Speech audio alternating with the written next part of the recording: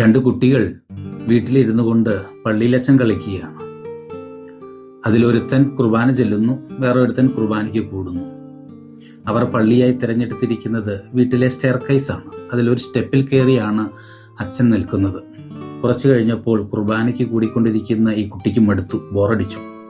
സുവിശേഷ വായന കഴിഞ്ഞപ്പോൾ തന്നെ ഈ കുട്ടി അച്ഛൻ നിന്ന ആ സ്റ്റെപ്പിൽ കയറി നിന്ന് പ്രസംഗിക്കാൻ തുടങ്ങി. അപ്പോൾ അച്ഛനായി അഭിനയിക്കുന്ന കുട്ടി പറഞ്ഞു, നീ അത് ചെയ്യരുത്, ഞാനാണ് വികാരി, ഞാനാണ് കാര്യങ്ങൾ ചെയ്യേണ്ടത്, ഇങ്ങനെ പോയാൽ നമ്മുടെ കളി നശിപ്പിക്കുകയുള്ളൂ, അതുകൊണ്ട് നീ പ്രസംഗിക്കരുത് എന്ന് പറഞ്ഞു. മറ്റവൻ വിട്ടുകൊടുക്കാൻ തയ്യാറായില്ല. അവർ തമ്മിൽ വഴക്കായി. ഇത് കേട്ടുകൊണ്ട് അമ്മ ഓടി വന്നു. എന്നിട്ട് അമ്മ തൻ്റെ മകനോട് പറഞ്ഞു, നമ്മൾ ആതിഥ്യ മര്യാദ പാലിക്കണ്ടേ, മറ്റേ കുട്ടി അടുത്ത വീട്ടിൽ നിന്ന് വന്നതാണ്, അവനും നീ ചില റോളുകളൊക്കെ കൊടുക്കണമെന്ന് പറഞ്ഞു.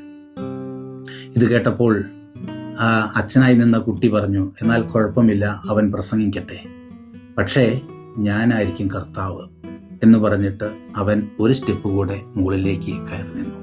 മത്സ്യമാംസാദികളൊക്കെ ഉപേക്ഷിക്കുന്നത് കൂടുതൽ എളിമയുള്ളവരും വിനയമുള്ളവരുമായി മാറുന്നതിന് വേണ്ടിയിട്ടാണ്. ഹൃദയത്തിൻ്റെ ഉള്ളിൽ മാറ്റം വരുന്നില്ലെങ്കിൽ ഈ നോമ്പിൽ ഇറച്ചിയും മീനും ഒക്കെ ഒഴിവാക്കിയത് കൊണ്ട് യാതൊരു കാര്യമില്ല.